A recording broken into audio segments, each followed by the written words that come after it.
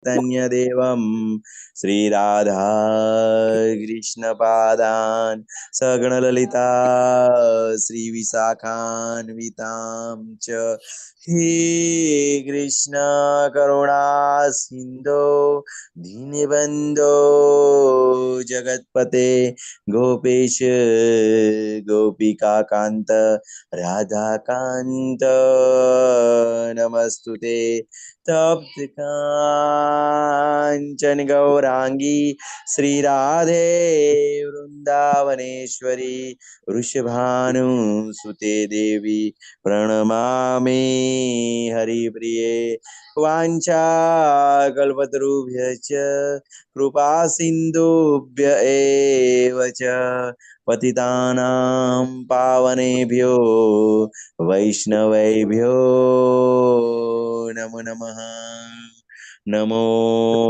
विष्णुपदाय कृष्णपृष्ठाय भूतले श्रीमते भक्ति वेदांत स्वामी इति नामिने नमस्ते सरस्वती देवे गौरवाणी प्रचारिणे निर्विशेष शून्यवादी पाश्चात्यदेशचारिणे जय श्री कृष्ण चैतन्य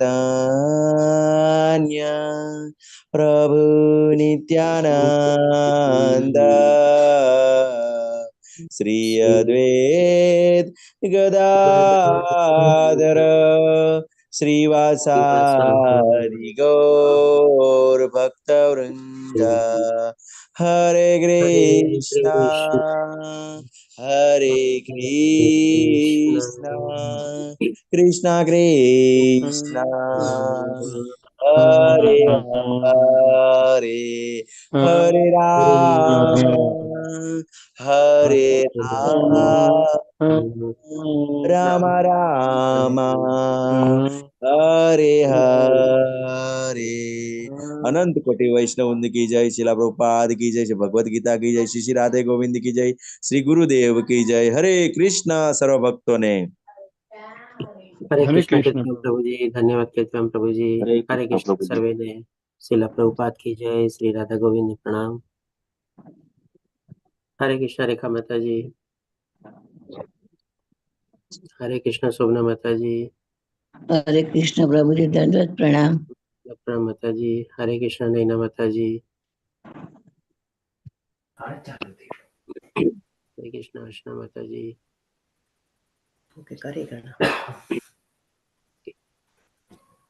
તો આજે આપણે આગળ વધશું. ગઈકાલે આપણે મનીષા દાસ પ્રભુજી દ્વારા આયોજિત અને એમના માર્ગદર્શન હેઠળ જે આપણે ઇસ્કોન મંગલુરુ મંદિરના પ્રમુખ છે આપણે એમના દ્વારા આયોજિત આપણે આ ઓનલાઈન ભગવદ્ ગીતાને સમજવાનો જે અભ્યાસમાં જોડાયેલા છે એમાં 48મો બેચ છે લેવલ 1નો. ગઈકાલે આપણે એનો શુભારંભ કરેલો, એ યજ્ઞ આપણે શરૂઆત કરેલી છે અને હવે આપણે એમાં આગળ વધીએ છીએ. અને આજે આપણે ગઈકાલે આપણે પહેલો અધ્યાય કવર કર્યો, અર્જુન વિષાદ યોગ અથવા તો કુરુક્ષેત્રની યુદ્ધ ભૂમિનું નિરીક્ષણ. અને આજે આપણે આગળ વધતામાં આજે આપણે બીજો અધ્યાય લેશું કે જેનું નામ છે ગીતાનો સાર અથવા તો ગીતા સારાંશ. બે રીતે આપણે આને ગીતાનો સાર અથવા ગીતા સારાંશ કહી શકીએ. સૌ પ્રથમ તો પહેલા અધ્યાયમાં અર્જુનના જે બધા પ્રશ્નો હતા, 4 પ્રશ્નો હતા, 4 પ્રશ્નોનો ભગવાન આ અધ્યાયમાં જવાબ આપે છે. અને અર્જુનને જે અસમંજસ હતું અથવા જે કન્ફ્યુઝન હતું એનું પણ ભગવાન એનું સરસ રીતે સંતોષકારક દૂર કરે છે. એટલા માટે એ સેન્સમાં આપણે કહી શકીએ કે ગીતાનો સાર છે, કારણ કે અર્જુનના બધા પ્રશ્નોને અસમંજસ ભગવાન દૂર કરે છે સંતોષકારક જવાબો આપીને. અને બીજી રીતે આપણે એટલા માટે આને ગીતાનો સારાંશ કહી શકીએ કારણ કે આ બધું જ્ઞાન પ્રાપ્ત થયા પછી જ્યારે 54મા શ્લોકમાં અર્જુન ભગવાન શ્રી કૃષ્ણને પ્રશ્ન પૂછે છે કે સ્થિત પ્રજ્ઞ માણસની વ્યાખ્યા શું છે, કોને સ્થિત પ્રજ્ઞ માણસ કહેવાય, અને જે સ્થિત પ્રજ્ઞ માણસ હોય એનું જીવનશૈલી કેવી હોય, એનું જીવન આચરણ કેવું હોય, એ કેવી રીતે ચાલે, ઉઠે, બેસે. આના સંદર્ભમાં ભગવાન 55 થી લઈને 72મા શ્લોકમાં એટલે કે 18 શ્લોકમાં જે જવાબ આપે છે, સ્થિત પ્રજ્ઞ માણસની વ્યાખ્યા આપે છે અને એની જીવનશૈલી બતાવે છે.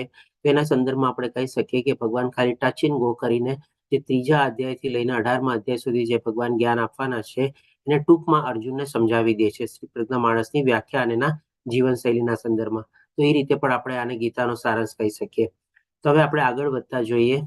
તો સૌ પ્રથમ આપણે જોઈએ કે અર્જુનના જે પ્રશ્નો હતા એ કયા 4 પ્રશ્નો હતા. તો કે ભાઈ કરુણા એટલે કે ભાઈ મારા સ્નેહીજનો, મારા આપ્તજનો, મારા મિત્રો, મારા કુટુંબીજનો, મારા ગુરુજનો, મારા આદરણીય પૂજનીય લોકોને મારે એની સામે મારે શસ્ત્રો ઉપાડવાના, એનો વધ કરવાનો મારે. એટલે કે આવી રીતે એનું હૃદય કરુણાગ્રસ્ત થઈ જાય છે. પછી એને લાગે છે કે ભાઈ આ બધાની સામે જો હું યુદ્ધ કરી બી લઉં અને વિજય પ્રાપ્ત કરી બી લઉં તો પણ પછી મને જે ગાદી મળશે એ ગાદીને શું માણી શકીશ? મને એ ગાદી ઉપર બેસવાથી આનંદ મળશે તમારે? એટલે કે એનો બીજો પ્રશ્ન હતો કે ભાઈ આનંદ રહિત.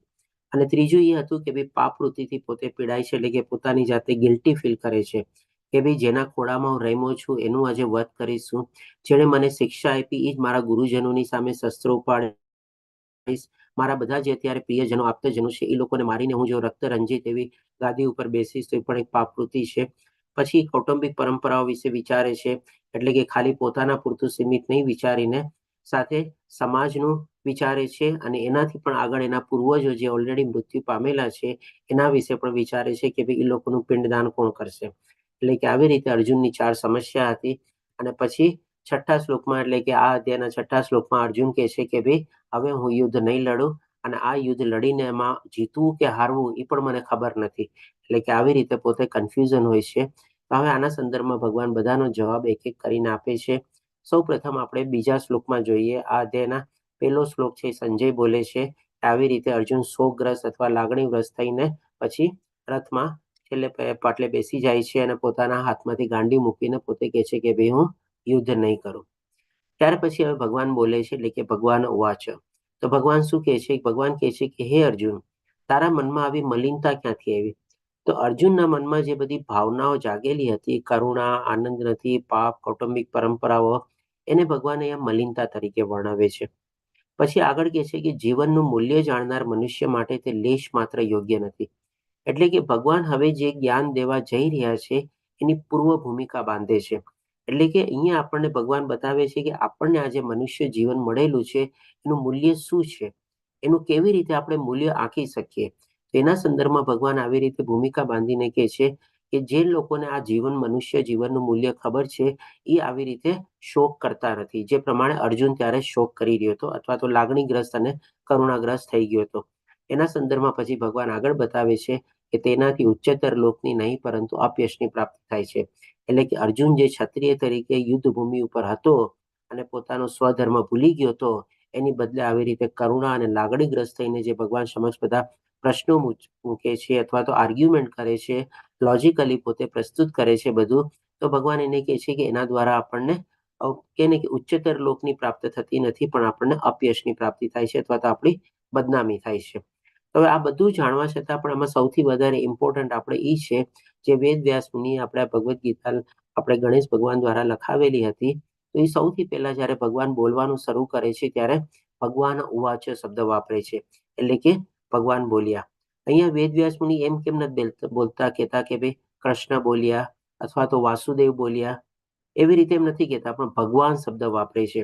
તો એ ભગવાન શબ્દ શું કામે વાપરે છે?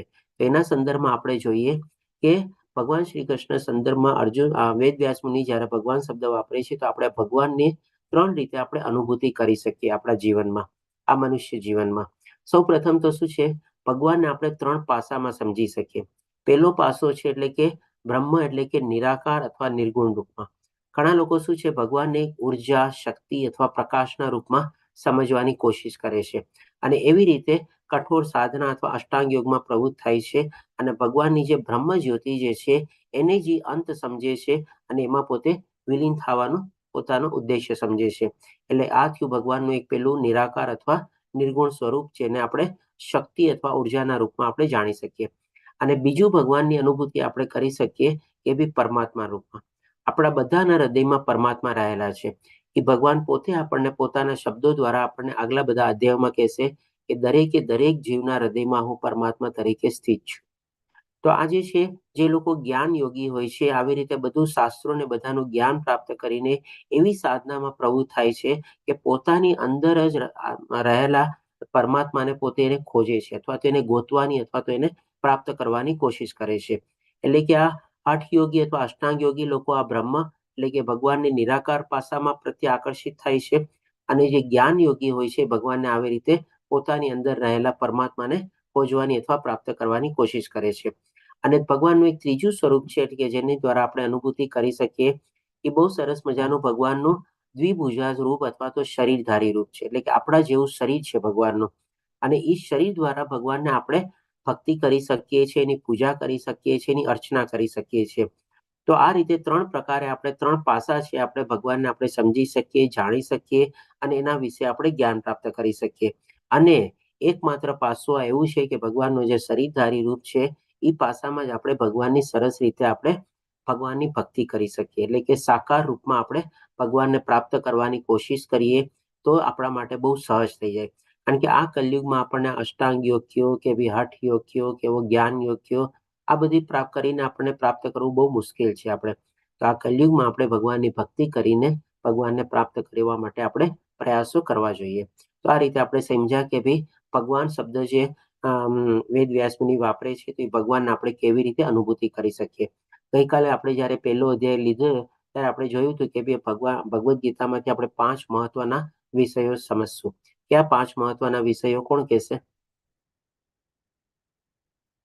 હરે કૃષ્ણ. કોઈને યાદ છે ગઈકાલે આપણે લીધેલા હતા? હરે કૃષ્ણ. જી પ્રભુજી બોલો. હરે કૃષ્ણ. જો જીવ ભગવાન પ્રકૃતિ, કાળ અને કર્મ. કર્મ. ભક્તિ. રમેશ પ્રભુજી બોલે છે? હા, રમેશ પ્રભુ. હા, રમેશ પ્રભુજી ગઈકાલે કાલે મિસ થઈ ગયો હતો. સરસ. નામ જપના ક્ષેત્રમાં જોડાઈ ગયો હતો, કાળમાં કર્મ ભૂલી ગયો છે. અચ્છા, ઓકે. સરસ પ્રભુજી, ધન્યવાદ જોડાવા બદલ. હરે કૃષ્ણ. હરે કૃષ્ણ. હરે કૃષ્ણ. હરે કૃષ્ણ. તો જે આપણે 5 ટોપિક હતા કે ભાઈ ભગવાન વિશે આપણને જ્ઞાન મળશે, પછી આપણને જીવ વિશે જ્ઞાન મળશે. તો અહીંયા ભગવાનથી આપણે શરૂઆત કર્યું કે ભગવાનને આપણે કેવી રીતે અલગ અલગ 3 પાસામાં જાણી શકીએ છીએ. હજી આપણને ભગવાન વિશે પોતાના શબ્દો દ્વારા આગલા બધા અધ્યાયોમાં ઘણું બધું જ્ઞાન મળશે. અને બીજો જે ટોપિક હતો જીવ એટલે કે આત્મજ્ઞાન જે છે, હવે ભગવાન આપણને પોતાના શબ્દો દ્વારા આપણને સમજાવશે. તો આગળ વધતા આપણે જોઈએ કે આ ભગવાનનો ઐશ્વર્ય શું છે. તો એના સંદર્ભમાં આપણે જોઈએ કે ભાઈ વેદ વ્યાસ મુનિના જે પિતા હતા એટલે કે પરાશર મુનિએ વિષ્ણુ પુરાણમાં ટાંકવેલું છે કે ઉપર શ્લોકમાં પરાશર મુનિ જે શ્રીલ વ્યાસદેવના પિતા છે, શ્રી ભગવાન વિશે કહે છે કે ધન, શક્તિ, ખ્યાતિ, સ્વરૂપ, જ્ઞાન અને વૈરાગ્ય જેવી સમૃદ્ધિઓ ભગવાનના સર્વોચ્ચ વ્યક્તિત્વમાં સંપૂર્ણ માત્રામાં હાજર છે. તેથી શ્રી ભગવાન સર્વ આકર્ષક છે. એટલે કે ભગવાનની એક લાક્ષણિકતા છે, ભગવાનની એક કેરેક્ટરિસ્ટિક ફીચર છે કે જેની પાસે આ 6 જે છે સમૃદ્ધિ અથવા તો 6 આપણે કહી શકીએ જે લાક્ષણિકતા છે ભગવાનમાં સંપૂર્ણ માત્રામાં પ્રેઝન્ટ અથવા તો હાજર રહેલી છે. એ કઈ છે આપણે એને સમજીએ. સૌથી પહેલા તો કૃષ્ણનો શબ્દનો જો મિનિંગ શું થાય છે, એ કૃષ શબ્દ ઉપરથી, સંસ્કૃત કૃષ શબ્દ ઉપરથી આવેલો છે કે ભાઈ બધાને પોતાના તરફ આકર્ષિત કરે છે અને બધા લોકો પણ ભગવાન પ્રત્યે આકર્ષિત થાય છે. તો ભગવાનનું જે રૂપ છે એટલું સરસ મજાનું સુંદર છે કે આજની તારીખમાં પણ બધા ભગવાનના રૂપને જોઈને આકર્ષિત થાય છે અને ભગવાન પણ છે એના ભક્તોને સરસ રીતે આકર્ષિત કરે છે. એટલે કે ભગવાનનું સુંદરતા બહુ જ સરસ છે. પછી આપણે જોઈએ ભગવાનનો બીજો ઐશ્વર્ય છે સમૃદ્ધિ એટલે કે ભાઈ આપણે જાણીએ છીએ કે ભગવાન જે છે આપણે દ્વારકાધીશ કહેવાતા, અને દ્વારકા નગરીને આપણે સોનાની નગરી તરીકે પણ જાણીએ છીએ. અને એ દ્વારકા નગરીમાં જે સોનાની નગરી તરીકે આપણે જાણીએ છીએ, ભગવાન શ્રી કૃષ્ણને 16,108 પટાણી અને પટરાણી હતી. તો બધા માટે એક અલગ અલગ મોટા મહેલો હતા અને બધી એમાં સુખ સગવડ ને સુવિધા રહેલી હતી. આ તો ખાલી પોતાના માટે નહીં, પણ જે દ્વારકા નગરીની જે પ્રજા હતી એ પણ એટલી સુખ સમૃદ્ધિ ને બધું હતું. આ જસ્ટ આપણે દ્રષ્ટાંત રૂપે લઈએ કે ભગવાન પાસે કેટલી સમૃદ્ધિ છે. અને ભગવાને તો આ બધી આખી સૃષ્ટિનું રચય કરતા છે, તો ભગવાન પાસે તો ડેફિનેટલી બધી જ સમૃદ્ધિ રહેલી છે. પછી આવે છે ત્રીજી વસ્તુ આપણે કે ભાઈ ખ્યાતિ. તો ભગવાનની જે ખ્યાતિ અથવા જે પોપ્યુલેરિટી જે છે આપણે દિન પ્રતિદિન જે છે હંમેશા વધતી જાય છે, કોઈ દી ઓછી થતી નથી. આજે 5,000 વર્ષો પછી પણ જ્યારે ભગવાન શ્રી કૃષ્ણ મનુષ્ય રૂપ ધારણ કરીને અહીંયા આપણે અવતરિત થયેલા હતા, તો આજે પણ ભગવાનની લીલાઓ છે, ભગવાનના જે હમણાં જ આપણે થોડા દિવસ પહેલા જન્માષ્ટમીનો ઉત્સવને બધું આપણે ઉજવ્યું. આપણે કેટલા ધામધૂમથી આજની તારીખમાં પણ જન્માષ્ટમી ઉત્સવને બધું આપણે ઉજવીએ છીએ. તો ભગવાનની ખ્યાતિ ક્યારે ઓછી નથી થતી. દિન પ્રતિદિનની ખ્યાતિ જે છે વધતી જ આવે છે. અને જ્યારે કપરો સમય આવે છે, જેમ કે હમણાં 2-4 વર્ષો પહેલા આપણે કોરોના સમય પણ આપણે સામનો કર્યો, એવા બધા સમય વખતે તો ભગવાનની પાછળ બધા ઓર દોટ મૂકે છે, એટલે કે ભગવાનની ખ્યાતિ ક્યારેય ઓછી થતી નથી. પછી શક્તિના રૂપમાં જોઈએ તો આજે ભગવાન જ્યારે નાના બાળ રૂપમાં હતા ત્યારે પણ એમણે પોતાની ડાબા હાથની ટચલી આંગળીમાં આખા ગોવર્ધન પર્વતને ઉપાડેલો હતો. અને જ્યારે પોતે મથુરા અને ગોકુલમાં હતા ત્યારે પણ કેટલા બધા મોટા મોટા અસુરોનો એમણે વધ કરેલો હતો. તો ભગવાન આવી કેવી બધી શક્તિઓ જે દેખાડે છે બાળ રૂપમાં પણ આપણને, કે જે એક સામાન્ય માણસ અથવા તો બાળક માટે તો આપણે કોઈ વિચારી જ ન શકીએ. એટલે કે અદ્ભુત ભગવાન પાસે બધી શક્તિઓ રહેલી છે. પછી જ્ઞાન, તો ભગવાને આપણને જે આ ભગવદ્ ગીતાનું જે જ્ઞાન આપ્યું અર્જુનના મારફત દ્વારા, એ જ્ઞાનને આપણે આજે પણ સમજવાની આપણે કોશિશ કરીએ છીએ. આજે પણ આપણામાંથી ઘણા લોકો એવા છે કે જે ભગવદ્ ગીતાને 2, 5, 7, 10 વાર વાંચેલી હશે, તેમ છતાં પણ જેટલી વાર વાંચે છે એમાંથી કંઈક ને કંઈક એને નવું જ મળે છે. કંઈક ને કંઈક એમાંથી એને એક ખાણ રૂપીમાંથી એમાંથી નવું કંઈક સંશોધન પોતે મેળવે છે. તો ડેફિનેટલી આ જ્ઞાન જે છે ભગવાન પાસેથી જે આપણને મળેલું છે એ આપણને અખૂટ રીતે પ્રાપ્ત થતું જ રહે છે. અને આ બધું જે ભગવાન પાસે ઐશ્વર્ય જે છે એ ભગવાને પોતે પોતાની પાસે પકડીને નથી રાખ્યો. ભગવાને શું છે, સંપૂર્ણ ત્યાગ કરેલો છે. બધું આપણને સોંપી દીધેલું છે. ભગવાને એમ નથી કીધું કે ચાલો હવે તાળા ચાવી સાથે હું મારી સાથે પાસે બધું રાખીશ તમારે. ભગવાને બધી ચીજો આ સૃષ્ટિને બધું આપણને સોંપી દીધું છે અને આપણે એને ભોગવીએ છીએ તમારે. અને સૌથી પહેલા એટલા જ માટે ભગવાન પ્રથમ જે છે એના ભોગતા છે, આપણે ભોગતા નથી. પણ આપણા અધૂરા જ્ઞાન અથવા ખોટા જ્ઞાનને કારણે આપણે આ પ્રકૃતિ ઉપર પ્રભુત્વ માણવાની કોશિશ કરીએ છીએ અને એને આપણે ભોગવવાની કોશિશ કરીએ છીએ. એ પણ એક આપણી મોટામાં મોટી ભૂલ છે. એટલે કે આ રીતે ભગવાન પાસે બધો ઐશ્વર્ય રહેલો છે, એ આપણને આ પરાશર મુનિ બતાવે છે. આ બધું આપણે થોડું ઘણું ભગવાનના સંદર્ભમાં આપણે જ્ઞાન મેળવ્યું. હવે આપણે આગળ વધતા જોઈએ તો જ્યારે 7મા શ્લોકમાં હવે અર્જુન શરણાગતિ લે છે ભગવાનની. બહુ સરસ મજાનો શ્લોક છે. આપણે કાર્પણ્ય દોષો ઉપતો સ્વભાવ પૃષ્યામિ ત્વામ ધર્મ સંમોઢા ચેતા ય શ્રેયસાત નિશ્ચિતમ બ્રૂહિ તન્મે શિષ્યતે અહમ સાધિ મામ ત્વામ પ્રપન્નમ. એટલે કે આ શ્લોક દ્વારા અર્જુન જ્યારે ભગવાનની શરણાગતિ લે છે અને કહે છે, હવે હું સંકુચિતતાયુક્ત દુર્બળતાના કારણે મારું કર્તવ્ય ભૂલી ગયો છું. કારણ કે ભગવાન જ્યારે અર્જુન કહે છે કે હવે હું યુદ્ધ નહીં કરું, ત્યારે ભગવાન વચ્ચે શું કહે છે 7મા શ્લોકના પહેલા, કે ભાઈ આવી દુર્બળતા તારા મનમાં ક્યાંથી આવી, આવી નપુંસકતા ક્યાંથી આવી? તો કઈ દુર્બળતા? એટલે કે એનાથી શક્તિથી દુર્બળ તો થયેલો, પણ એની અંદર જે કરુણા અને અથવા જે લાગણી જે વ્યાપક થયેલી હતી, એટલા માટે પોતે એનું હૃદય જે દુર્બળ થયેલું હતું. એટલા જ માટે કહે છે કે આવી સંકુચિતતા યુક્ત દુર્બળતાને કારણે. અને જ્યારે ભગવાન એને કહે છે કે આવી નપુંસકતા ક્યાંથી આવી, તો નપુંસક એટલે કે શું? ફિઝિકલ ઇમ્પોર્ટન્સ નહીં, પણ એક ક્ષત્રિય તરીકે ત્યારે રણભૂમિમાં વચ્ચોવચ ઉભેલો રહીને પોતે પોતાનો સ્વધર્મ ભૂલી ગયો હતો. એટલા માટે ભગવાન એને નપુંસક કહે છે. અને એ જ અર્જુન પણ કહે છે કે હવે મારું કર્તવ્ય ભૂલી ગયો છું, કે ભાઈ ક્ષત્રિય તરીકે મારે ત્યારે શું કરવું જોઈએ મને સમજણ નથી પડતી, મને ખબર નથી પડતી કે મારે શું કરવું જોઈએ. અને આવી બધી મનની સ્વસ્થતા પોતે કોઈ બેઠો છે એમ પોતે એડમિટ કરે છે, ભગવાનની સામે પોતે સ્વીકારે છે. અને આવી સ્થિતિમાં હું આપને પૂછી રહ્યો છું કે જે મારે માટે કલ્યાણકારી હોય, એટલે કે ભગવાનને યાચિકા કરે છે, ભગવાનને દરખાસ્ત કરે છે કે ચોક્કસપણે કહેવાની કૃપા કરો, અને ભગવાનને વિનંતી કરે છે, હવે હું આપનો શિષ્ય છું. એટલે કે પોતે શિષ્ય તરીકે ભગવાનની શરણાગતિ લે છે અને આપનો શરણાગત છું, કૃપા કરી મને ઉપદેશ આપો. તો આના સંદર્ભમાં આપણે સમજી શકીએ છીએ ત્યારે કોઈ પણ આપણને કોઈ જ્ઞાન મેળવવું હોય ત્યારે આપણે સૌથી પહેલા તો શરણાગતિ લેવી જોઈએ. પછી આપણે બીજું સ્ટેપ તરીકે આપણે એને વિનંતી કરવી જોઈએ કે ભાઈ મને આ જ્ઞાનની જરૂરત છે, મને આ જ્ઞાન આપો. અને પછી આપણી શરણાગતિ સ્વીકારાઈ જાય અને આપણને જ્ઞાન પ્રદાન કરે, એમાંથી પણ આપણને જો કઈ ચીજ ન સમજાય તો આપણે પ્રશ્ન રૂપે આપણે પૂછી શકીએ. જેમ આપણે ડેઇલી ક્લાસના અંતે આપણે પ્રશ્ન તરીકે લઈએ છીએ. આપણે ગઈકાલે પણ કીર્તિમાં પ્રભુજીએ બધાને શું વિનંતી કરેલી હતી કે ભાઈ પ્રશ્નો પૂછવા બહુ જરૂરી છે. ક્યાંય પણ આપણે અટકાતા હોઈએ, ક્યાંય પણ આપણી મૂંઝવણ હોય, તો જેમ અર્જુને પણ પ્રશ્ન પૂછ્યા હતા ભગવાન શ્રી કૃષ્ણને, તો આપણે પણ એવી રીતે પ્રશ્ન પૂછવા જોઈએ. તો ડેફિનેટલી આ આપણે કહી શકીએ કે આ શ્લોક આપણે 700 શ્લોકમાં તો એક બહુ મહત્વનો અથવા તો એકદમ ધી મોસ્ટ ઇમ્પોર્ટન્ટ આપણે શ્લોક કહી શકીએ. આપણે કહીને કે 700 શ્લોક યાદ ન રહીએ, તો જેમ આપણે ભગવદ્ ગીતામાં જ આપણને 10મા અધ્યાયમાં ભગવાન ચતુશ્લોકી ગીતા એટલે કે 4 શ્લોકમાં આખી ગીતા સમજાવે છે. એ 4 શ્લોક પણ જો આપણને યાદ ન રહીએ તો આ એકમાત્ર શ્લોક જો આપણે યાદ રાખી લઈએ અને ડેઈલી સવારે ભગવાનની સામે આપણે આ શ્લોક બોલી લઈએ તો પણ આપણા મનમાં શરણાગત ભાવ આવી જાય. કારણ કે અલ્ટિમેટલી આપણે ભગવાનની શરણાગતિ લેવાની છે. અને આ શ્લોક દ્વારા આપણને એ પણ સમજાય છે કે જ્યારે અર્જુન ભગવાનની શરણાગતિ લે છે ત્યારે ભગવાન એને ઉપદેશ અથવા જ્ઞાન આપવાને શરૂઆત કરે છે. તો એના સંદર્ભમાં આપણે એ પણ સમજી શકીએ, જો આ ભગવદ્ ગીતાનું જ્ઞાન આપણને લેવું હોય તો આપણે ભગવાનમાં સંપૂર્ણ આસ્થા, વિશ્વાસ અને શ્રદ્ધા રાખીને જ્યારે ભગવાનની શરણાગતિ લઈએ ત્યારે જ આ ભગવદ્ ગીતાનું જ્ઞાન જે છે આપણને પ્રાપ્ત થઈ શકે, આપણી અંદર આપણે ઉતારી શકીએ, આપણી બુદ્ધિમાં, આપણી સમજણમાં એને આપણે ઉતારી શકીએ અને એને આપણે આચરણમાં પણ લાવી શકીએ. આ એક બહુ મોટી ઇમ્પોર્ટન્ટ આપણે કહી શકીએ કે બી જરૂરિયાત છે. હવે આના સંદર્ભમાં આપણે આગળ વધતા જોઈએ તો ભગવાન હવે શું જ્ઞાન આપે છે એ જોઈએ.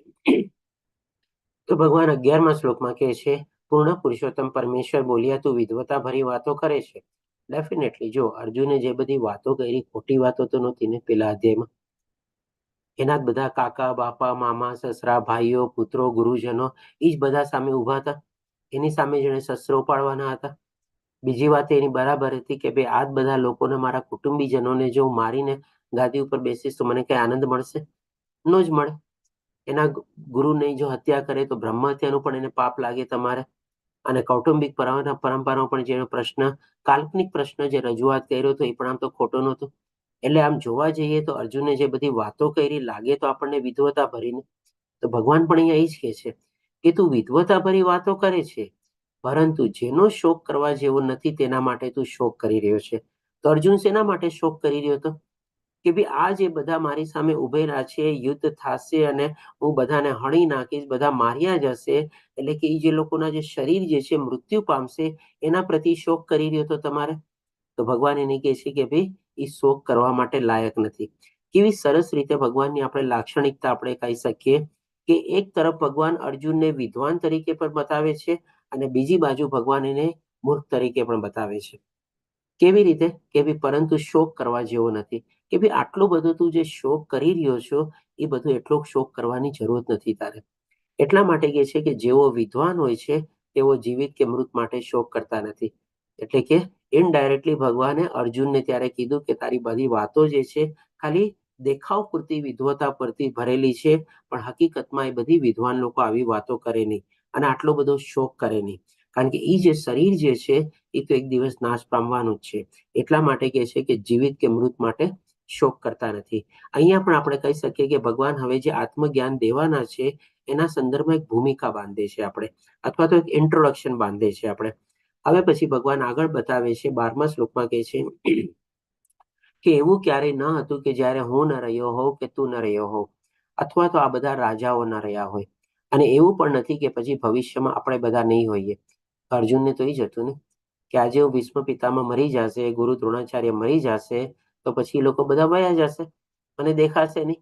તો ભગવાન હવે અહીંયા એ સમજાવે છે કે તને આ જે બધા દેખાય છે અત્યારે સામે, એવું નહોતું કે પાસ્ટમાં પણ નહોતા, અને એવું પણ નહીં થાય કે ભવિષ્યમાં પણ નહીં હોઈએ. એટલા માટે કે છે. અને બીજી એક વાત પ્રસ્થાપિત થાય છે આના સંદર્ભમાં કે ભગવાન જે છે ત્રિકાળ જ્ઞાની છે. ભગવાન આપણું પાસ્ટ પણ જાણે છે અને આપણું ભવિષ્ય પણ જાણે છે. કેવી રીતે જાણે છે? તો ભગવાન અહીંયા આપણને આપણી ઓળખાણ બતાવે છે કે ભાઈ આપણે શું આ ખાલી શરીર જ છીએ શું? તો કે ના, આપણી અંદર રહેલો જે આત્મા જે છે એ આપણી સાચી ઓળખ છે તમારે. તો એ એવી રીતે કહીને ભગવાન અહીંયા અર્જુનને સમજાવે છે કે આ બધા જે તને અત્યારે દેખાય જે છે એવું નહોતું કે પાસ્ટમાં પણ નહોતા અને ભવિષ્યમાં પણ નહીં હોઈએ. તો હવે પછી ભગવાન હવે આત્મજ્ઞાન આપવાનું જે શરૂઆત કરે છે તો 13મા શ્લોકમાં સૌ પ્રથમવાર ભગવાન આત્મ શબ્દ વાપરીને આ આત્મજ્ઞાન બતાવે છે. તો કહે છે કે જેમ દેહધારી આત્મા આ શરીરમાં બાળપણથી યુવાનીમાં અને પછી વૃદ્ધાવસ્થા સુધી સતત પસાર થાય છે, એટલે કે કન્ટિન્યુઅસલી ટ્રાવેલ કરે છે, તે જ રીતે મૃત્યુ પછી આત્મા બીજા શરીરમાં જાય છે. કારણ કે ભગવાને અર્જુનને શું કીધું કે એવું નથી કે આ બધા પહેલા નહોતા ને હવે બધા ભવિષ્યમાં પણ નહીં. તો એ શેના તરફ ભગવાન નિર્દેશ કરે છે? એ શરીર ઉપર ભગવાન નિર્દેશ નથી કરતા, પણ એની અંદર રહેલા આત્મા ઉપર ભગવાન નિર્દેશ કરે છે કે એ જે એની અંદર આત્મા રહેલી જે છે એ નિરંતર યાત્રા એની ચાલે છે. અને આ જ્યારે શરીર સમાપ્ત થશે ત્યારે પણ એ આત્માની યાત્રા તો ચાલતી જ રહેવાની છે અને બીજા શરીરમાં પ્રવેશશે. એટલા માટે ભગવાન કહે છે કે મૃત્યુ પછી આત્મા બીજા શરીરમાં જાય છે અને ધીર પુરુષ આવા પરિવર્તનથી ભ્રમિત થતો નથી.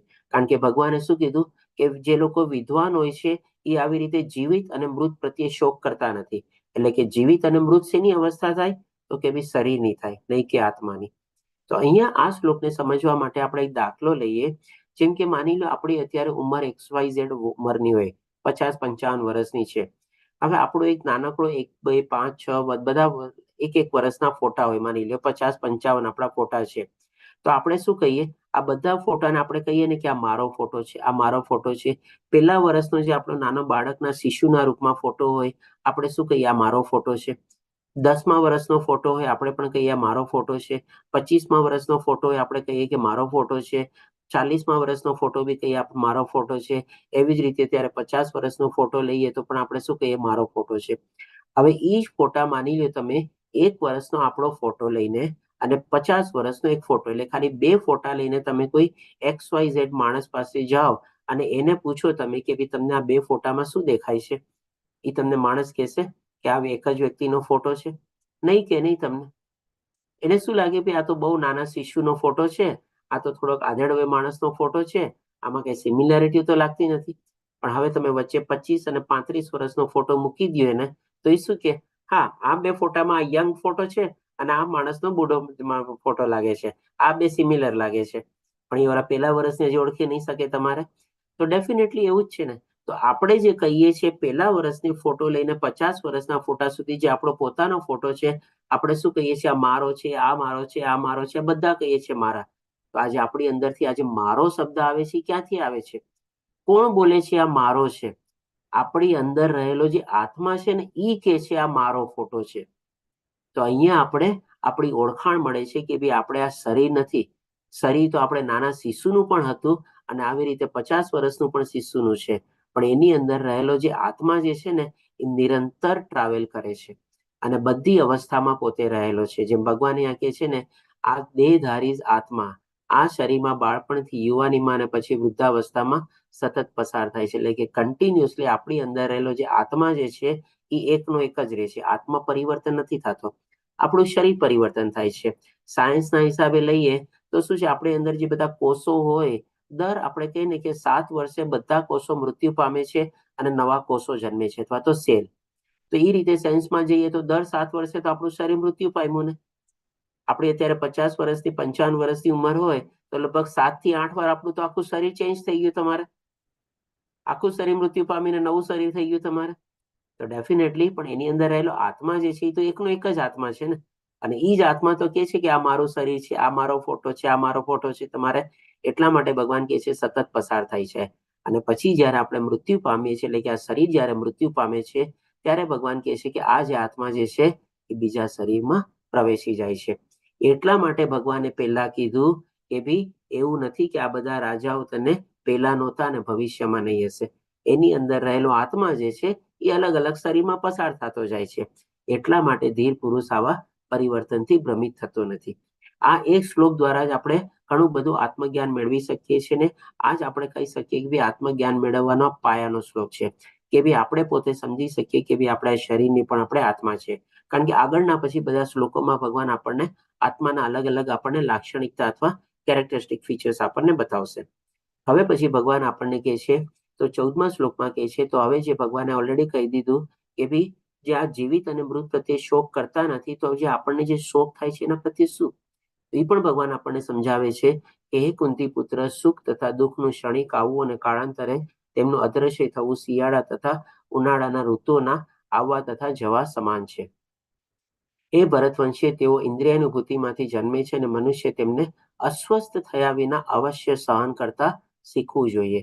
એટલે કે જે અર્જુનને શોક થઈ રહેલો હતો અને પોતે જે લાગણીગ્રસ્ત અને શોકગ્રસ્ત થઈ ગયો હતો તમારે, એટલે કે એના મનમાં જે બધું દુઃખ ઉદ્ભવેલું હતું એનું અહીંયા ભગવાન કારણ બતાવે છે અને એ કહે છે કે ભાઈ આપણે અવશ્ય સહન કરવું જોઈએ.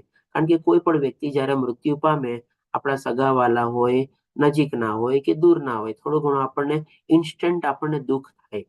બહુ સગાવાલા બહુ નજીક ના હોય તો થોડો લાંબો શોક ચાલે, પણ પછી પણ કાળાંતરે તો આપણે ભૂલી જ જઈએ છીએ. કેટલા વખત સુધી આપણે કોઈ મરેલા વ્યક્તિ માટે યાદ કરીએ છીએ અને આપણે શોક પાડીએ છીએ? તમે મને કહો. 2 દિવસ, 5 દિવસ, 10 દિવસ, મહિનો દિવસ, પછી તો શું જ્યારે વર્ષી આવે ત્યારે આપણે યાદ કરીએ છીએ તમારે. તો આ જે સુખ દુઃખ જેમાં આવે છે એ ભગવાન સરસ મજાની કમ્પેરિઝન આપીને બતાવે છે કે જેમ ઋતુ આવે છે અને જાય છે, એવી રીતે આ સુખ અને દુઃખ પણ આવે છે અને જાય છે. અને એ આપણે ઇન્દ્રિય અનુભૂતિમાંથી જન્મે છે. આપણને આપણી જે બધી અલગ અલગ સેન્સીસ ને બધું હોય છે એના દ્વારા આપણે એની આવી રીતે અનુભૂતિ કરી શકીએ છીએ, સુખ અને દુઃખની. અને એ પણ આપણે ડેફિનેટલી અવશ્ય આપણે સહન કરતા શીખવું જોઈએ. એ આપણને ભગવાન અહીંયા સલાહ આપે છે. તો આજ ભગવાન અર્જુનને પણ કહે છે કે ભાઈ આપણે તારે આટલો શોક કરવાની જરૂર નથી. હવે આગળ વધતા ભગવાન આપણને આ બધા જે આત્મા જે છે એના લાક્ષણિકતા બતાવે છે અથવા તો કેરેક્ટરિસ્ટિક ફીચર બતાવે છે. તો 20મા શ્લોકમાં ભગવાન કહે છે આત્મા માટે કોઈ વખતે જન્મ નથી અને મરણ પણ નથી. તો ભગવાને કીધું હતું ને કે આ બધા શરીરો જે છે ભવિષ્યમાં પણ હશે અને ભૂતકાળમાં પણ હતા તારે, એટલે કે આની અંદર રહેલો આત્મા તો રહેવાનો જ છે તમારે, કારણ કે આત્માનું ક્યારે મૃત્યુ થતું નથી. શરીર જ્યારે મૃત્યુ પામશે ત્યારે આત્મા પાછો બીજા શરીરમાં પ્રવેશી જશે. એટલે કે આત્મા માટે ક્યારે જન્મ પણ નથી અને મરણ પણ નથી. તે ક્યારે જન્મ્યો ન હતો એટલે કે અજન્મા છે, જન્મ લેતો નથી અને જન્મવાનો પણ નથી. અને તે અજન્મા, સનાતન, ચિરસ્થાયી તથા પુરાતન છે. જ્યારે શરીર હણાય છે ત્યારે પણ તે હણાતો નથી. એટલે કે અહીંયા ભગવાન આપણને આત્માના અલગ અલગ આપણને લાક્ષણિકતા બતાવે છે. આવી રીતે આપણે જોઈ શકીએ તો લગભગ આપણને આ અધ્યાયમાં ભગવાન આપણને લગભગ 30 જેટલા આત્માના લાક્ષણિકતા બતાવે છે. આપણે જ્યારે લેવલ 2માં જઈશું ત્યારે એક એક શ્લોકથી આપણે ડિટેલમાં લઈશું કે કયા કયા સંદર્ભમાં ભગવાન આપણને અલગ અલગ બધી લાક્ષણિકતા બતાવે છે. જેમ કે આ શ્લોકમાં પણ ભગવાને આપણને 4 લાક્ષણિકતા બતાવી: અજન્મ, સનાતન, ચિરસ્થાયી અને પુરાતન. હજી આગળ વધતા ભગવાન બતાવે છે તો 22મા શ્લોકમાં કહે છે કે આ આત્મા જે અલગ અલગ શરીર બદલવાની જેની પ્રક્રિયા છે તમારે, જેમ આપણે કેમ કપડાં બદલીએ છીએ એવી રીતે ભગવાને કમ્પેરિઝન આપીને સમજાવે છે કે જેવી રીતે મનુષ્ય જૂના વસ્ત્રો તજીને નવા વસ્ત્રો ધારણ કરે છે તેવી રીતે આત્મા વૃદ્ધ તથા નકામા શરીરો તજીને નવા ભૌતિક શરીર ધારણ કરે છે. આપણે કેમ આપણા કપડાં આઉટડેટેડ થઈ જાય, આઉટ ઓફ ફેશન થઈ જાય, આઉટ ઓફ સાઇઝ થઈ જાય, ડિસકલર થઈ જાય, ફાટી જાય, કે આપણે કેવા એને ડિસ્કાર્ડ કરી દઈએ, ફેંકી દઈએ અથવા તો કોઈકને આપણે આપી દઈએ જેને કામમાં લાગે એવા હોય તમારે, અથવા તો ઘર કામમાં કંઈક આપણે એને વાપરી લઈએ. એવી જ રીતે આત્મા માટે પણ આ જે શરીર બદલવાની જે પ્રક્રિયા છે, આપણે જેમ કપડાં બદલીએ છીએ એમ આત્મા પણ શરીર બદલે છે તમારે. એટલે કે એના માટે વસ્ત્ર રૂપી અથવા તો કપડા રૂપી જે શરીર છે કે ભાઈ જેમ આપણે આ વૃદ્ધ અને નકામું શરીર થઈ જાય ત્યારે એ આત્મા એ શરીર છોડીને બીજું નવું શરીર ધારણ કરે છે, જેમ આપણે નકામા અને જૂના કપડા ફાડીને ફેંકી દઈએ અથવા તો ડિસ્કાર્ડ કરી દઈએ એવી રીતે. પછી ભગવાન આપણને બતાવે છે આવી જે આપણને બીજી 4 લાક્ષણિકતા આપણને આ શ્લોકમાં ભગવાન આત્માની બતાવે છે. આત્માને ક્યારેય કોઈ શસ્ત્રથી કાપી શકાતો નથી, તેને અગ્નિથી બાળી શકાતો નથી, પાણીથી ભીનો કરી શકાતો નથી અને પવનથી સૂકવી શકાતો નથી.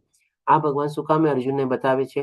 કારણ કે અર્જુન પાસે એવા બધા શસ્ત્રો હતા, એની પાસે બધા દિવ્યાસ્ત્ર હતા કે એવું શસ્ત્ર ચલાવે કે આખા શરીરને છેદીને આર પાર થઈ જાય. તો એને શું આત્મા પણ છેદાઈ ગઈ તમારે? એટલા માટે કહે છે કે ભગવાન કે ભાઈ આવી રીતે આત્માને કોઈ શસ્ત્ર કોઈ કાપી શકતો નથી.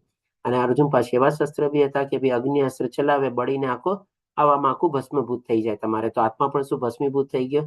તો કે ના, આત્માને પણ કોઈ બાળી શકાતો નથી. એવા શસ્ત્રો હતા કે ભાઈ પાણીવાળું શસ્ત્ર ચલાવે, પવનવાળું શસ્ત્ર ચલાવે કે આખો હવામાં ઉડીને ક્યાં વયું જાય ક્યાંય દેખાય જ નહીં. તો પણ ભગવાન કહે છે કે ના, એને પાણીથી આપણે ભીનો બી કરી શકાતા નથી અને પવનથી આપણે સૂકવી બી શકાતા નથી. હજી બીજા શ્લોકોમાં ભગવાન અર્જુનને લાક્ષણિકતા બતાવતા કહે છે કે ભાઈ આ જે આત્મા છે આપણે અપરિવર્તનીય છે તમારે, અથવા તો એને આપણે કન્વર્ટ બી નથી કરી શકતા. જેમ પાણી હોય એને આપણે ફ્રીઝમાં મૂકીએ તો કેમ બરફમાં કન્વર્ટ થઈ જાય, પાછી આપણે પાણીને આપણે ઉકાળીએ તો કેવું બાષ્પીભવન થઈને વરાળમાં કન્વર્ટ થઈ જાય, વરાળને ઠંડી કરીએ તો પાછું કેવું પાણીમાં કન્વર્ટ થઈ જાય. તો ડેફિનેટલી આત્માને આપણે એકબીજા ફોર્મમાંથી આપણે કન્વર્ટ બી કરી શકતા નથી, એટલે કે અપરિવર્તનીય છે. અને એનો કોઈ મેલ્ટિંગ પોઈન્ટ અથવા ફ્રીઝિંગ પોઈન્ટ બી નથી તમારે. આવી રીતે ભગવાન અલગ અલગ લાક્ષણિકતા બતાવે છે. અને પછી હવે 30મા શ્લોકમાં ભગવાન આત્મજ્ઞાન સમેટતા કહે છે કે હે ભરતવંશી, શરીરમાં રહેનારો આત્મા સનાતન છે, એટલે કે પરમાનન્ટ છે અને તેનો ક્યારેય વધ કરી શકાતો નથી. અને માટે તારે કોઈ પણ જીવ માટે શોક કરવાની જરૂર નથી. એટલે કે ભગવાને જ્યાંથી આત્મજ્ઞાન દેવાની શરૂઆત કરી હતી ત્યારે ભગવાને અર્જુનને શું કીધું હતું કે ભાઈ જેના માટે તું શોક કરી રહ્યો છે એના માટે તારે શોક કરવાની જરૂર નથી. વિદ્વાન લોકો આવા જીવિત અને મૃત પ્રત્યે શોક કરતા નથી. ત્યાંથી શરૂઆત કરી હતી અને પછી આખું આત્મજ્ઞાન આપ્યું અને ભગવાને સમરાઈઝ પણ એ જ આપણે છેલ્લે ત્યાં આપણે કીધું કે ભાઈ આ આત્મા જે છે સનાતન છે, પરમાનન્ટ છે. આ દેહ જે છે, શરીર છે, મૃત્યુ પામે છે અને આ જે શરીર જે મૃત્યુ પામે છે એના માટે તારે આવો કોઈ શોક કરવાની વધારે જરૂર નથી. એ જ રીતે ભગવાન આત્મજ્ઞાન આપીને આ પેલો જેનો પ્રશ્ન હતો, કરુણાથી જે શોકગ્રસ્ત અથવા લાગણીગ્રસ્ત થયેલો હતો, એને ભગવાન કહે છે કે ભાઈ આ સુખ અને દુઃખ તો આવવાના જવાના છે, ઋતુઓની જેમ આવે છે અને જાય છે. તારે આના માટે આટલો કોઈ તારે શોક કરવાની અથવા કરુણાગ્રસ્ત થવાની જરૂર નથી. અને આના દ્વારા ભગવાન આપણને પણ આપણે એક સરસ મજાની ઓળખાણ આપે છે કે ભાઈ આપણે પણ આ શરીર નથી, પણ એનાથી વધારે આપણે ઘણા બધા વધારે આપણે દિવ્ય આત્મા છીએ. આપણું આ શરીર તો ભૌતિક છે, નાશ પામવાનું જ છે, પણ આપણી અંદર રહેલો જે આત્મા જે છે દિવ્ય છે, ભગવાનનો અંશ છે, અને એ ક્યારેય નાશ પામવાનો નથી. અને એ જ આપણી સાચી ઓળખ છે. હવે પછી અર્જુનનો જે બીજો પ્રશ્ન હતો કે ભાઈ કોઈ આનંદ નથી, તેના સંદર્ભમાં ભગવાન હવે જવાબ આપે છે. તો 36મા શ્લોકમાં કહે છે, તારા શત્રુઓ અનેક પ્રકારના કડવા વેણથી તારું વર્ણન કરશે અને તારા સામર્થ્યને ધિક્કારશે. તારે માટે આનાથી વધારે દુઃખદાયી બીજું શું હોઈ શકે?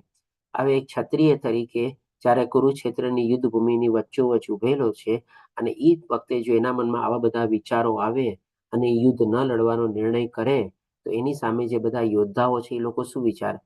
એ લોકો કયા જોવા નથી જવાના. એ લોકો કયા અર્જુનના હૃદયની પરિસ્થિતિ શું છે એ જોવા નથી જવાના. જાણવાની પણ એને જરૂર નથી, સમજવાની પણ જરૂર નથી. પણ એ લોકો તો શું વિચારે? બધાને યુદ્ધ, મોટા મોટા યોદ્ધાને જોઈને, 11 અક્ષરોની સેનાને જોઈને, પોતાની 7 અક્ષરોની સેના છે, ઓછી છે, નાની છે, ભીષ્મ પિતામહને જોઈને, ગુરુ દ્રોણાચાર્યને જોઈને ડરીને ભાગી ગયો. તમારે બધા તો એમ જ કહેવાના હતા ને તમારે. અને એમાં પણ આપણે દુર્યોધન જેવા જયારે સામે પક્ષે હોય તમારે, એ તો આવા તકનો લાભ લઈને જ આપણે ઉભેલા હોય તમારે, કે ક્યારે આવું કોઈ પગલું ઉપાડે અને ટીકા કરવાનું શરૂ કરે તમારે. એટલે કે ન બોલવાનું એ લોકો બોલે, સાચું ખોટું, ખરું ખોટું બધું બોલે તમારે. અને ક્ષત્રિયનું જયારે આવી રીતે અપમાન થાય, એને કોઈક આવી રીતે દુર્બળ અથવા કોઈક કમજોર સમજીને એને વર્ણવે, ત્યારે એના માટે કેટલું બધું અપમાનજનક હોય તમારે. એક મૃત્યુ કરતા પણ વધારે હોય તમારે. તો એ જ ભગવાન એને કહે છે કે જો આવી રીતે આ સમયે જો તું યુદ્ધ નહીં લડ અને અહીંયાથી વયો જઈશ, લોકો તારી પરિસ્થિતિ સમજવા નહીં આવે, જાણવા નહીં આવે કે તે ક્યાં સુધી વિચાર્યું, તે તારા પૂર્વજો સુધી વિચાર્યું, કોઈ સમજવા નહીં આવે, જાણવા નહીં આવે.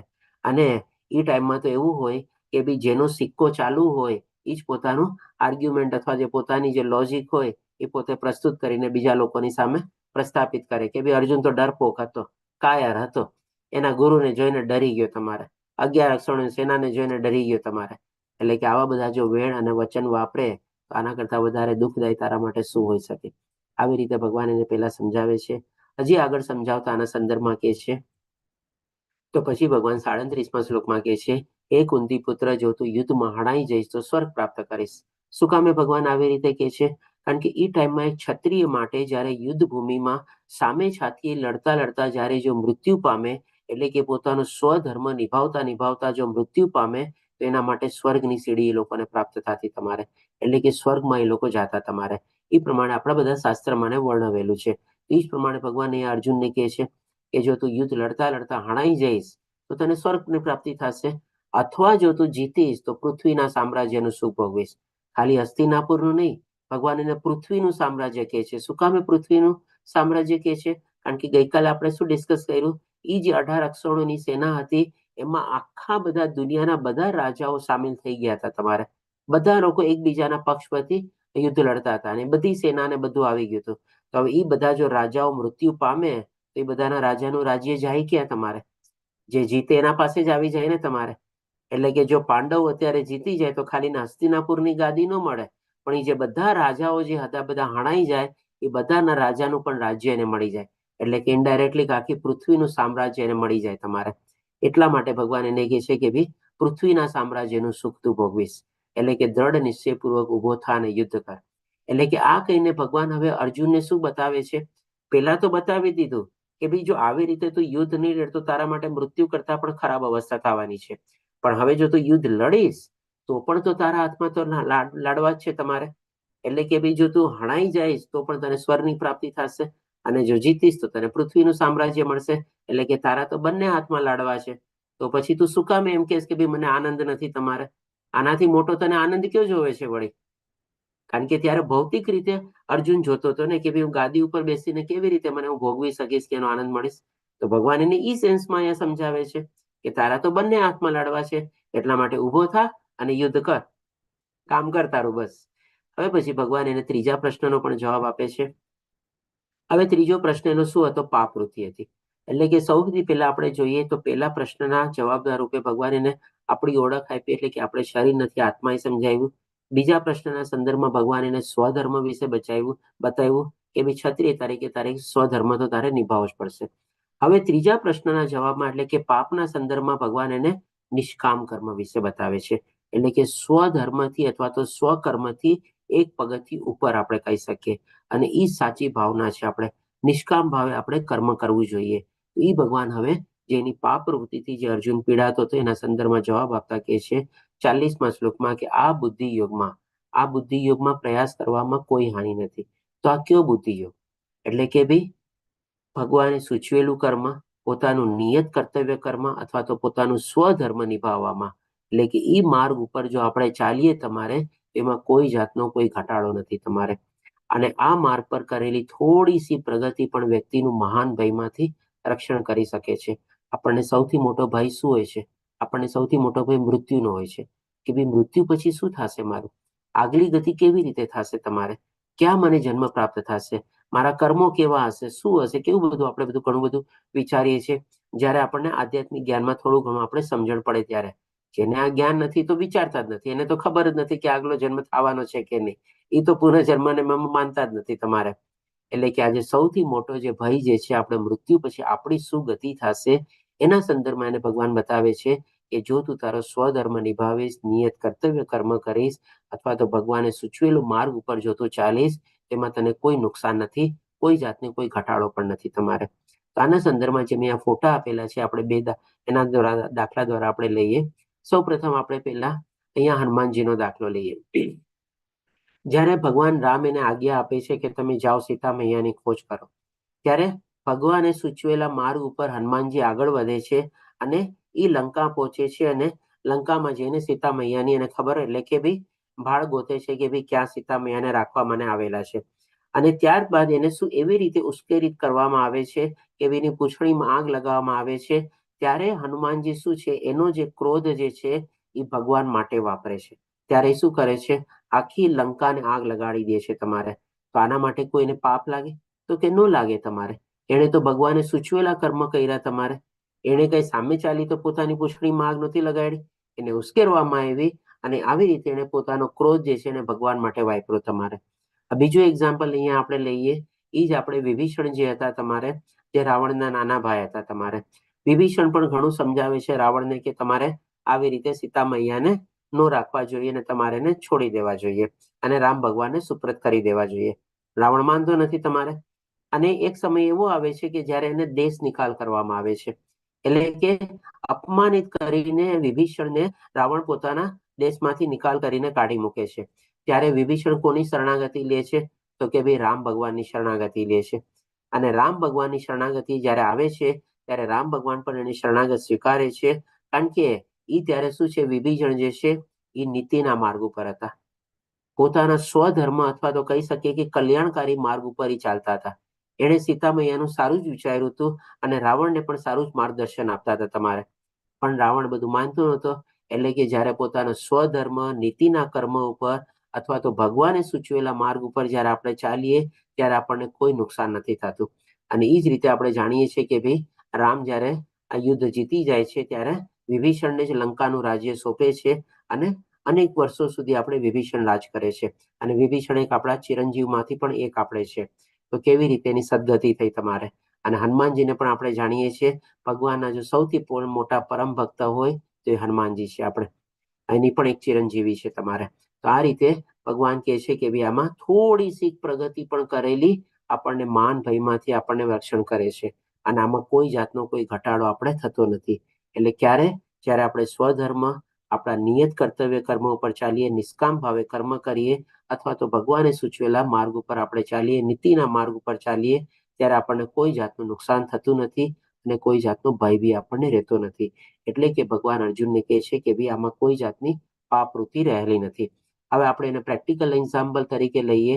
આજે જેમ કે કોઈ મિલિટરીમાં હોય તમારે અને સૈનિક તરીકે સામે બોર્ડર ઉપર લડવા જાય, 200, 500, 1000 સૈનિકોને મારી નાખે, ત્યારે શું એમાં કોઈ પાપ લાગવાનું છે? નથી લાગવાનું. ઉલટાનું જયારે પાછો આવશે ત્યારે એને પારિતોષક આપવામાં આવશે, એને સન્માનિત કરવામાં આવશે તમારે. પણ હવે ઈ જયારે સિવિલિયન તરીકે કોઈને નુકસાન પહોંચાડે તો તો એમાં એને સજા થવાની છે. એટલે કે બી પોતાના સ્વધર્મ સૈનિક તરીકે જ્યારે લડતો હોય અને બીજાને હત્યા કરે ત્યારે એમાં કોઈ એને પાપ નથી થતો અથવા કોઈ ઘટાડો પણ નથી. હવે આગળ વધતા જોઈએ તો ભગવાન હજી આગળ એને સમજાવે છે. આના સંદર્ભમાં આપણે કે પાપ વૃત્તિના સંદર્ભમાં 44મા શ્લોકમાં કહે છે કે જે મનુષ્ય ઇન્દ્રિય ભોગ તથા ભૌતિક ઐશ્વર્ય પ્રત્યે અતિશય આસક્તિ ધરાવે છે તથા આવી વસ્તુઓથી મોહગ્રસ્ત થઈ જાય છે તેમના મનમાં પરમેશ્વરની ભક્તિમય સેવા વિશે દ્રઢ સંકલ્પ થતો નથી. તો આ બધું ક્યારે થાય? કોને ખબર પડે કે ભાઈ મારો નીતિનો માર્ગ શું છે, સાચો માર્ગ શું છે, ભગવાને સૂચવેલો માર્ગ શું છે? ક્યારે થાય? જ્યારે ઈ આપણે આ ભૌતિક દુનિયાના કહીએ ને કે મોહ માયાને આકર્ષણથી બચેલો હોય ત્યારે, અથવા તો એના ઉપર એને સંયમ રાખેલો હોય ત્યારે જ એને આ બધું આત્મજ્ઞાન પ્રાપ્ત થાય ને. બાકી નહીં તો એને આત્મજ્ઞાન પ્રાપ્ત થવાનું જ નથી.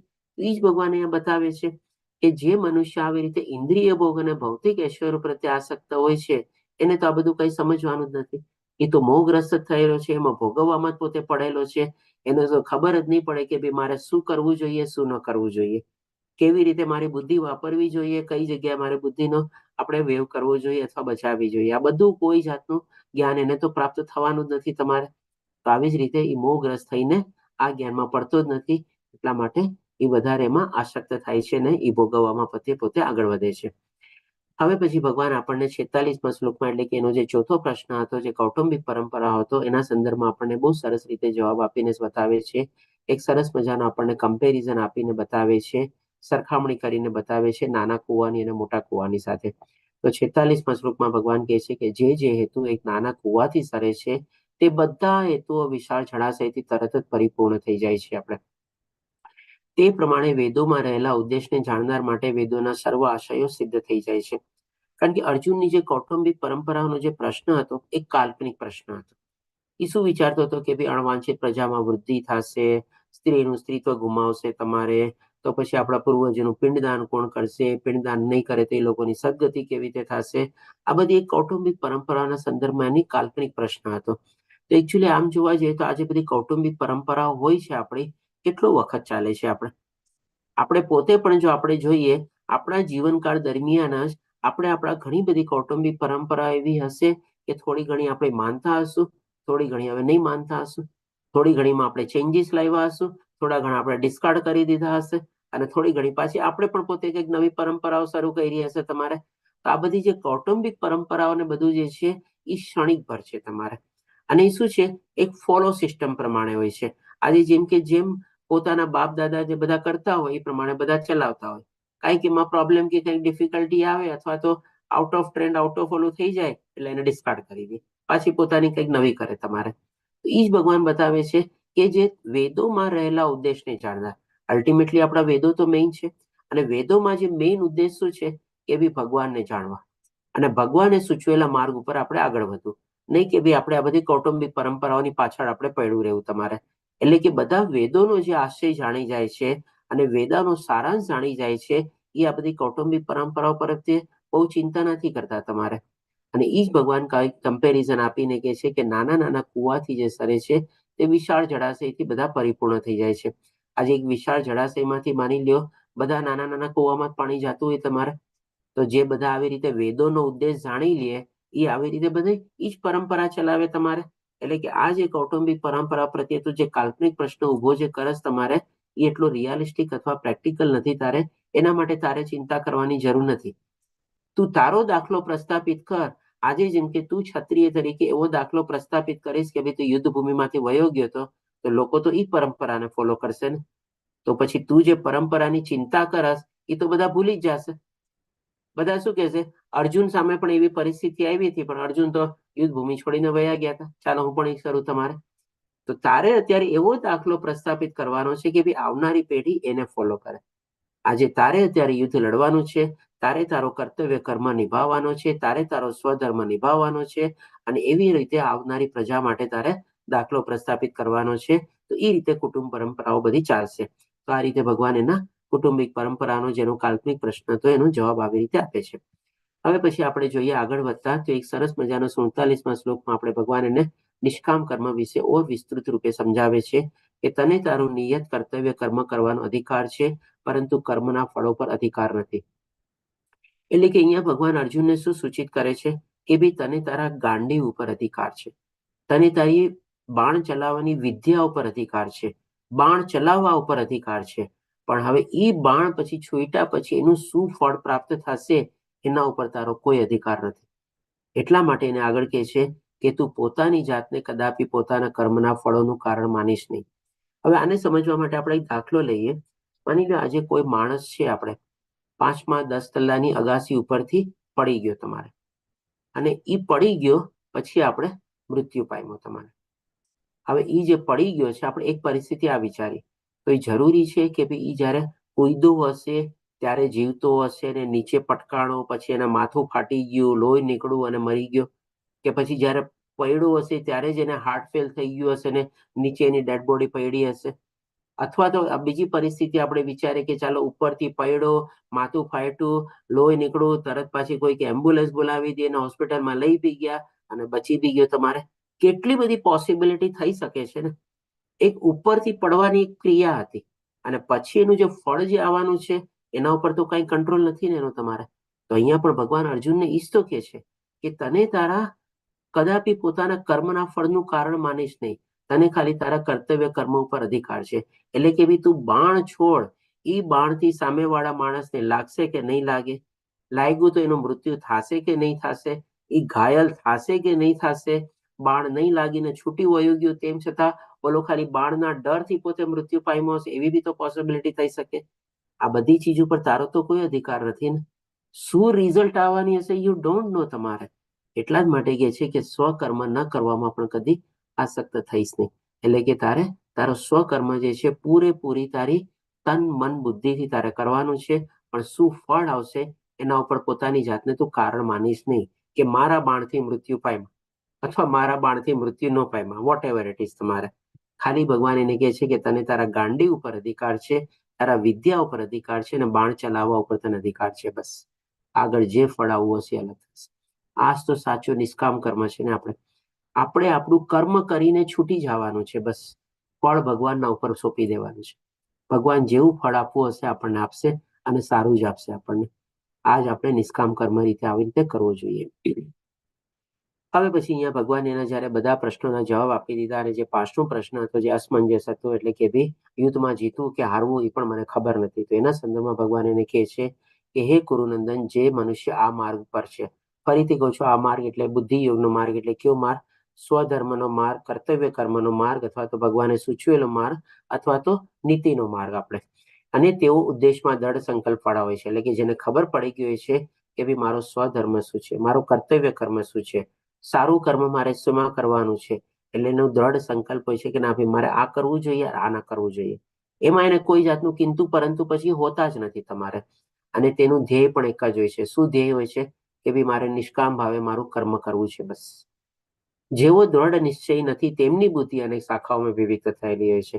એટલે કે ભગવાન ત્યાં અર્જુનને સમજાવી દીધું કે ભાઈ તારે કયા માર્ગ ઉપર ચાલવાનું છે, અને જે લોકો આ માર્ગ ઉપર હોય છે એને પછી કોઈ જાતના કિંતુ પરંતુ હોતા જ નથી. તો પછી હવે તારે એકદમ તારે સ્ટ્રોંગ કોન્ફિડન્સથી તારે તારા શસ્ત્ર ઉપાડવાના છે, ઊભું થવાનું છે અને યુદ્ધ કર. બસ એ જ પ્રમાણે ભગવાન એને બતાવી દે છે. એટલે કે અહીંયા 5મું જેનું કન્ફ્યુઝન હતું એ પણ ભગવાન અહીંયા દૂર કરે છે. હવે પછી અર્જુનનો પ્રશ્ન આવે છે. તો 54મા શ્લોકમાં જ્યારે ભગવાને બધા અર્જુનના પ્રશ્નોના જવાબ આપી દીધા ત્યારે અર્જુનને પ્રશ્ન પૂછે છે કે સ્થિત પ્રજ્ઞ માણસની વ્યાખ્યા શું, અને એને આપણે કેવી રીતે ઓળખી શકીએ, અને એની જીવનશૈલી કેવી હોય. તેના સંદર્ભમાં ભગવાન 55મા શ્લોકમાં જવાબ આપે છે. પૂર્ણ પુરુષોત્તમ પરમેશ્વર બોલ્યા, હે પાર્થ, મનુષ્ય જ્યારે મનમાં ઉદ્ભવતી ઇન્દ્રિય તૃપ્તિની સર્વ કામનાઓનો પરિત્યાગ કરે છે. એટલે કે બી જેમ ભગવાને કીધું ને કે જ્યારે ઇન્દ્રિય ભોગ પ્રત્યે આકર્ષિત હોય છે, એમાં એને આસક્તિ હોય છે, ત્યારે મોહગ્રસ્ત હોય છે અને એને ખાલી ઈ ભોગવવાનું સૂચવે છે. પણ સિક્કાની બીજી બાજુ શું છે? તો કે જ્યારે જે મનુષ્ય ઇન્દ્રિય તૃપ્તિ એટલે કે મનમાં આવી બધી જે ઈચ્છાઓ, કામનાઓ ને બધું જાગે છે, એના ઉપર પોતે સંયમ મેળવે છે, કાબુ મેળવે છે અને ખબર પડી જાય છે કે મારે શું કરવું જોઈએ અને શું ન કરવું જોઈએ, અને આવી રીતે ખોટી ઈચ્છાઓને એનો પરિત્યાગ કરે છે. અને જ્યારે આ પ્રમાણે વિશુદ્ધ થયેલું મન એટલે કે શું ભાઈ? મનમાં પછી કોઈ જાતના રાગ, દ્વેષ, ક્રોધ નથી રહેતા, સંપૂર્ણ રીતે પોતે આત્મજ્ઞાનમાં સ્થિત થઈ જાય છે. એટલે કે છે આત્મામાં સંતોષ પ્રાપ્ત કરે છે. ત્યારે તે વિશુદ્ધ દિવ્ય ચેતનામાં રહેલો સ્થિત પ્રજ્ઞ કહેવાય છે. એટલે કે આ રીતે ભગવાને આ સ્થિત પ્રજ્ઞ માણસની વ્યાખ્યા આપે છે. હવે એના સંદર્ભમાં ભગવાન એની કેવી જીવન શૈલીઓ છે એ બધું બી બતાવે છે. અને એના સંદર્ભમાં આપણે મુખ્ય અગત્યના જે 2 શ્લોક છે આપણે 62 અને 63માં શ્લોક આજે આપણે લેશું કે જેમાં ભગવાન આપણને બતાવે છે કે ક્રોધનું ઉદ્ભવ સ્થાન શું છે અને ક્રોધ કેવું પરિણામ લાવે છે. તો 2 શ્લોકમાં ભગવાન આપણને કહે છે, 62માં શ્લોકમાં કહે છે, ઇન્દ્રિય વિષયનું ચિંતન કરવાથી મનુષ્યને તેમાં આસક્તિ થાય છે અને આવી આસક્તિ કામના ઉત્પન્ન થાય છે અને તેને કામમાંથી ક્રોધ ઉદ્ભવે છે. અને હજી આગળ 63માં શ્લોકમાં જે બતાવે છે સમજી લઈએ, પછી પિક્ચર દ્વારા જે ભગવાન આપણને સમજાવ્યું આપણે સમજવાની કોશિશ કરશું. તો 63માં શ્લોકમાં કહે છે, ક્રોધમાંથી પૂર્ણ મોહ ઉત્પન્ન થાય છે અને મોહથી સ્મરણ શક્તિનો વિભ્રમ થાય છે. જ્યારે સ્મરણ શક્તિ ભ્રમિત થઈ જાય છે ત્યારે બુદ્ધિ નષ્ટ થઈ જાય છે અને બુદ્ધિ નષ્ટ થવાથી મનુષ્ય સંસાર કૂપમાં પુનઃ પતન પામે છે. આ જે ભગવાને આપણને 2 શ્લોકમાં કીધું આપણે એને આપણે પિક્ટોરિકલ રિપ્રેઝન્ટેશન દ્વારા આપણે જોઈએ કે ભગવાન કેવી રીતે આપણને સમજાવે છે કે ભાઈ ક્રોધ ક્યાંથી ઉદ્ભવે છે અને કેવું પરિણામ લાવે છે. તો સૌથી પહેલા તો આપણા બધા ઇન્દ્રિયોના વિષયો હોય છે. આપણને જેમ કે આંખથી આપણે કંઈ જોઈએ છીએ, કાનથી સાંભળીએ છીએ, આપણે કોઈક જગ્યાએ સૂંઘીએ છીએ, આપણે કોઈક જગ્યાએ અનુભૂતિ કરીએ છીએ. એટલે અલગ અલગ ઇન્દ્રિયો પ્રમાણે આપણને અલગ અલગ આવી બધી અનુભૂતિ થાય છે. અને એ જ્યારે અનુભૂતિ થાય છે આપણને આવીને કહે કે ભાઈ આ જગ્યા બહુ સારી છે, અથવા તો કોઈક આપણને કહે કે આ વસ્તુ બહુ સારી છે, અથવા કોઈ કે આ માણસ બહુ સારો છે તમારે. આપણે શું કરીએ, એની વિશે ઓર જાણવાની કોશિશ કરીએ અને જાણીને પછી આપણે શું થોડી ઘણી આપણે ત્યાં આપણને પ્રીતિ બંધાય. એટલે કે એવી આપણે એનું થોડું ઘણું પહેલા ચિંતન કરીએ. કોઈ આપણને આવીને કંઈ કહે અને પછી આપણે ઓર સમજવાની, જાણવાની અથવા માહિતી લેવાની કોશિશ કરીએ. એટલે કે આપણા થોટ્સ અથવા તો એના પ્રત્યે આપણે ચિંતન વધે તમારે. અને એ જાણ્યા પછી આપણને ઓર એના પ્રત્યે આકર્ષણ થાય, એટલે કે વાસના આપણી બંધાય. એટલે કે થોટ પ્લસ ઇમોશન. પેલા આપણે ચિંતન કર્યા પછી આપણને એમાં ઓર આકર્ષણ થયું, એટલે કે આપણી લાગણી એની સાથે પછી બંધાઈ ગઈ. અને એ જ્યારે બંધાઈ જાય ત્યારે પછી આપણે શું કરીએ, એને પ્રાપ્ત કરવાની કોશિશ કરીએ. એ વસ્તુ છે, એ જગ્યા છે, અથવા તો એ વ્યક્તિ છે તમારે. હવે એ પ્રાપ્ત કરવા માટે આપણે પ્રયત્નો કરીએ, આપણે કર્મમાં આપણે પ્રવૃત્તિ. હવે એમાં જો આપણને સફળતા મળી તો આપણને થોડી ઘણી ખુશી થાય. પણ જો આપણને સફળતા ન મળી, આપણને નિષ્ફળતા મળી, તો આપણને શું થાય? ક્રોધ આવે. મેં તો બધા પ્રયાસો કર્યા, મેં કાંઈ કરવામાં બાકી નહોતું રાખ્યું, પણ ઓલાએ આમ કર્યું, આએ આમ કર્યું, આએ આમ ન કર્યું, તો આમ ન થાય, આએ આમ કર્યું, આવી રીતે આમ થયું. એટલે કંઈક ને કંઈક આપણને બધો ક્રોધ આવે. અને આ ક્રોધમાંથી આવી બધી જે ભ્રાંતિ જે છે આપણને ઉદ્ભવે કે આમ હતું ને એટલે આમ થયું, ઓલું ન હોત ને તો આમ થઈ જાય, આમ હતું તો બરાબર કરી લે, પણ ઓલું આવી રીતે વચ્ચે આમ થયું ને, એટલે કે આવી બધી ભ્રાંતિઓ આપણા મનમાં ઉદ્ભવ થાય.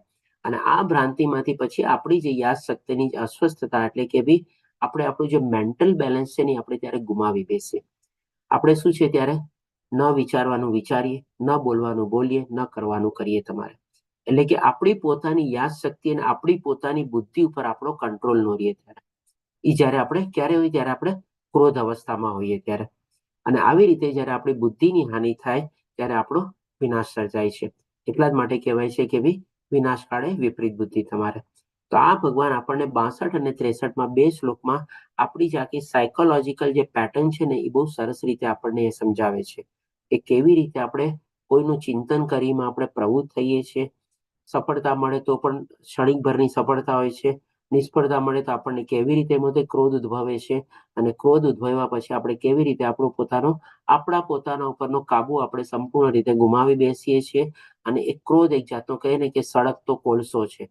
એ સળગતો કોલસો આપણે પોતાના હાથમાં લઈએ છીએ અને આપણને પોતાને જ આપણે નુકસાન પહોંચાડીએ છીએ. એટલે કે ભાઈ આપણો જ વિનાશ થાય છે. તો આ રીતે ભગવાન આપણને બતાવે છે. અને જો હવે ટેક અવે તરીકે લઈએ આપણે બીજા અધ્યયન રીતે, તો સૌથી પહેલા ભગવાન આપણને બતાવે છે કે ભાઈ આપણે આ શરીર નથી, પણ આપણે આત્મા છીએ. અને આ આત્મા જે છે આપણા હૃદયમાં સ્થિત છે. એ જે ભગવાન આપણને આગલા અધ્યાયમાં પણ બતાવશે. અને આ આત્માને આપણે જોઈ શકતા નથી, કારણ કે બહુ જ સૂક્ષ્મ છે. કેટલો સૂક્ષ્મ છે તો કે ભાઈ આપણા વાળના અગ્રભાગના જો આપણે 10,000 ભાગ ટુકડા કરીએ તો 1/10,000 જેટલી સાઈઝ જે થાય એટલું આપણો આત્માની સાઈઝ છે. અને ક્યાં વર્ણવેલું છે તો કે ભાઈ શ્વેતાશ્વતર ઉપનિષદમાં આપણે વર્ણવેલું છે, અને મુંડક ઉપનિષદમાં પણ આ વર્ણવેલું છે આત્માની સાઈઝ કેટલી છે. અને બીજું ભગવાન આપણને બહુ મહત્વનું જ્ઞાન આપે છે કે આપણા સ્વધર્મ અથવા તો નિયત કર્તવ્ય કર્મ નીતિના માર્ગ ઉપર અથવા ભગવાને સૂચવેલા માર્ગ ઉપર જો આપણે ચાલીએ અને એમાં થોડી ઘણી પણ જો આપણે પ્રગતિ કરીએ એ ક્યારેય નકામી નથી જાતી અથવા તેમાં કોઈ જાતનો કોઈ ઘટાડો નથી થતો. આ રીતે આપણો અહીંયા બીજો અધ્યાય કમ્પ્લીટ થાય છે. ગીતાનુસાર વાંછા કલ્પતરુભ્યશ્ચ કૃપા સિંધુભ્યેવ ચ પતિતાનાં પાવનેભ્યો વૈષ્ણવેભ્યો નમો નમઃ. હરે કૃષ્ણ કૃષ્ણ હરે કૃષ્ણ હરે કૃષ્ણ હરે, કૃષ્ણ હરે રામ હરે હરે રામ. રામ હરે રામ રામ રામ હરે રામ. શ્રીલા પ્રભુપાદ કી જય. શ્રી રાધા ગોવિંદ પ્રણામ. તો હવે જ આના સંદર્ભમાં કોઈને કોઈ પ્રશ્ન હોય તો લઈ શકીએ છીએ આપણે. હરે કૃષ્ણ.